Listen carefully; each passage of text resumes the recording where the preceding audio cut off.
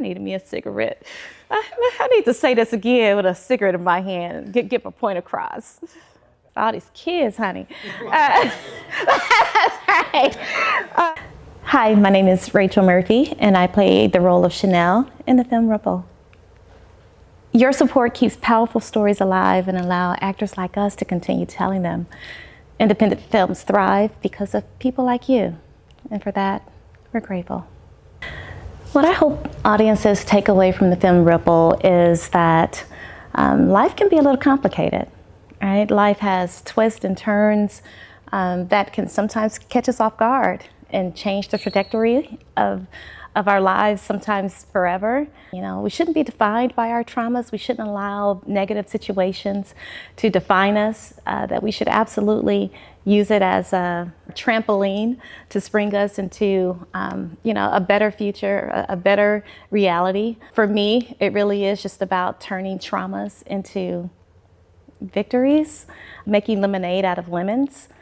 For me, that's what Ripple, the story of Ripple, talks about, and I see that for all of our characters. Well, for one, I'm a mother, and being a mother, you learn unconditional love. Sometimes you learn about yourself, you know, as a mother. You learn that the same mercy that you would like someone to show you, that, you know, you have to extend that, and oftentimes over and over again. Again, trauma happens, situations happen that sometimes we don't anticipate, but a mother's love, you can't really get much more than that. And so just being able to love my boys in the film, being able to love my boys, it was easy. It was easy to see the hurt in Mikey's eyes when he couldn't quite express how he was feeling. It was easy to love Big Mikey, or the older Mikey, just knowing that he just made a mistake. He was such a good kid, you know, and to love him and to encourage him through it. I think that's something that's just kind of inherent in mothers that I was able to kind of pull for this role. Yeah, sometimes things happen and like there's no fixing it. There's no, life isn't normal tomorrow. Life is not going to be normal, probably never again. And I've had that to happen, sometimes at the fault of my own, sometimes, you know, just as a happenstance. But to be resolute in that life must go on, to find that strength for me.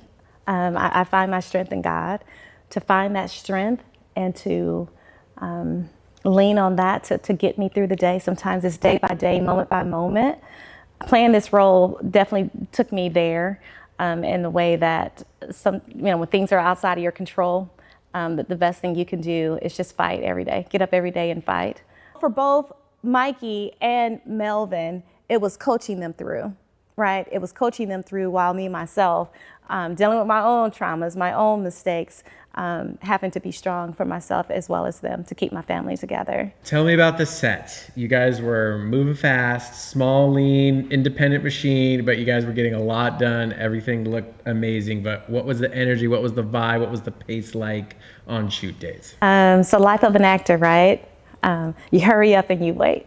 You hurry up and you wait, and you have to be flexible, right? You know that you're in capable hands. Marc, phenomenal producer, actor, you know, all the things. You know that it's going to be good. You know that when they turn the camera on, that he's going to make sure he pulls the best out of you. He's, you know, going to shoot it over and over again to get the best out of you. So you trust him, and you trust the process. But yeah, it was. I saw firsthand what it's like to do a lot with a little bit, and how big you can make a little bit seem, how much you can make a little bit seem with just a little bit. So yeah, I really enjoyed this film and this production. When you were on set, tell me about working with Marc. What did you notice about his directing style? How did he kind of support you guys? People are smart, right? I mean, we're all intelligent. Marc is he a little extra. You know, some people, you can tell, like, no, it's something else. I think I heard someone else say it. His eyes are on everything. And he is on the camera, he's on his phone, he's watching this, he's moving that, he's preparing for the next scene. And then he's sitting right next to you crying, bawling his eyes out, right? Challenging you. He knows your lines and his, okay? He knows where we're going and where he knows it all at once. Phenomenal, genius, smart. It was really great to observe. Really great to observe in person, you know, in action. It was really a great experience working with him and observing from him. Again, I've not worked with anyone like that before, truly, because his character, he played such a deep character, and his role required hurt. He had to, and you know, not just crying, he had to, and he embodied hurt, you know, and the way he could be all over doing everything, come from behind the camera, from over here, back here, and come and sit next to me and deliver this scene flawlessly. Pain, like I'm literally hurting watching him, right? When I know for a fact he was just over there, you know, doing all these things around. So again, when I say genius, something very special about Marc. I think the world needs to watch out for him. Was there any moment either in pre-production or early on when you guys were shooting where either from Marc or maybe just from your own realization where you had kind of an aha moment about your character? Yeah, Chanel was a little different. You see bits and parts of some of what she's gone through, aside from just the pain of watching her children go through trauma, but you almost want to judge her. Certain parts of the movie, you almost want to put her in a box and be like, it's not until the end, I would say towards the end, that you really start to see the heart behind what she is, why she does what she does.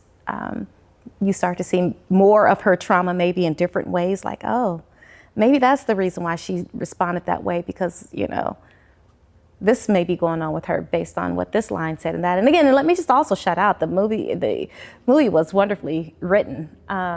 It, again, allowed actors, myself, freedom to really get to know the character and to feel them and to hopefully express them in a way as they were intended.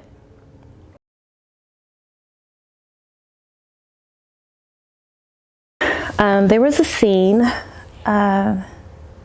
where it was a normal day and all of it completely changed in a blink of an eye, or in my life in that instant changes.